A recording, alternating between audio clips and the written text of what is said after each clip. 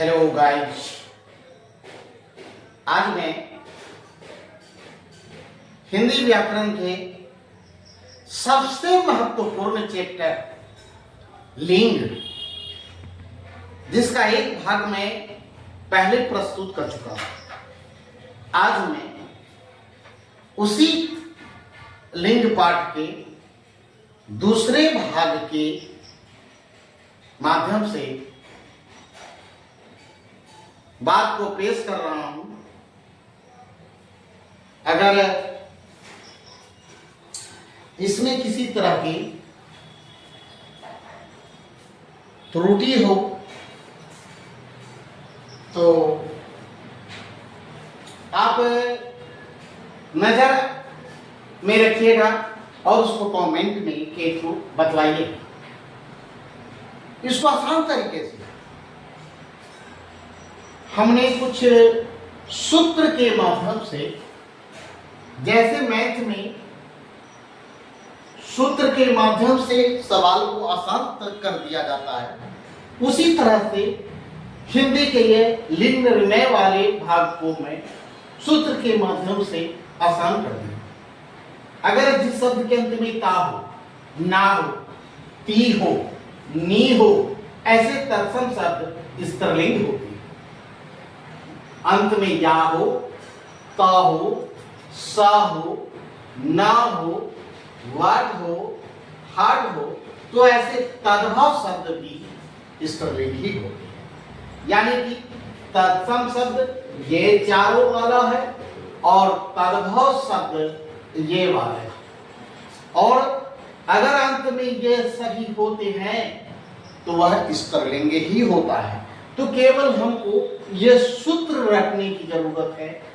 अगर ये सूत्र हमको रट लिए, फार्मूला रट लिए, तो अब हम लिंग निर्णय आसानी से कर सकते हैं। जैसे नम्रता, कैसे समझेंगे कि नम्रता स्त्रीलिंग है या पुल्लिंग है? तो अंत में ता है, ता वाला स्त्रीलिंग होता है। लघुता, प्रभुता, जड़ता, सुंदरता। प्रार्थना, कैसे समझेंगे कि हम प्रार्थना स्त्रीलिंग है या पुल्लिंग है? तो इसके अंत में ना है, और ना वाला स्त्रीलिंग होता है। प्रार्थना, वेदना, घटना, रचना, प्रस्तावना और गति। दिमाग में सोचेंगे कि भाई गति स्त्रीलिंग है या पुल्लिंग है, तो जिसके अंत में ती हो या नी हो स्त्रीलिंग ही होता है। जैसे गति, मति, रीति, हानि, ग्लानि। अगर बुद्धि, रिद्धि, सिद्धि, ये बुद्धि, रिद्धि, सिद्धि को हम कैसे समझेंगे कि इसमें तो फॉर्मूला है नहीं। तो बुद्धि को अगर हम दो पार्ट में अगर बांटते हैं तो होता है बुद्धि का होता है बुद्ध जोड़ती, रिद्धि का होता है रिद्ध जोड़ती, सिद्धि का होता है सिद्ध जोड़ती। तो सभी के अंत में ती है और ती वाला होता है स्त्रीलिंग। इसलिए हम कह सकते हैं कि बुद्धि, रिद्धि, सिद्धि ये भी स्त्रीलिंग है। जिसके अंत में या हो, जैसे गुड़िया, खटिया, पुड़िया, ये स्त्रीलिंग शब्द ही है। जिसके अंत में ता हो, जैसे रात, बात, लात, छ भी, ये भी स्त्रीलिंग शब्द है। अगर जिसके अंत में सा होता है वो भी स्त्रीलिंग ही होता है। जैसे प्यास, मिठास, बांस, सांस, रास। ये रास का मतलब होता है लगाम। अगर रास का मतलब लगाम है तो वह स्त्रीलिंग है, लेकिन रास का मतलब अगर नृत्य हो तो वह पुल्लिंग होता है। रास का मतलब लिंग, लगाम, तो वह स्त्रीलिंग। रास का मतलब अगर नृत्य हो तो वह पुल्लिंग होता है। जैसे चिट्ठी स्त्रीलिंग, अपत्र पुल्लिंग। तो उसी तरह के ये भी शब्द है। उसके बाद है न, जिसके अंत में न हो, जैसे रहन, सहन, जलन, उलझन, पहचान, सूजन। ये शब्द सब न अंत में है, यहां भी न है। और जिसके अंत में वट या हट, वट या हट रहे, ये भी स्त्रीलिंग होता है। जैसे मिलावट, सजावट, घबराहट, मुस्कुराहट, चिकनाहट, आहट, ये शब्द स्त्रीलिंग ही होते हैं।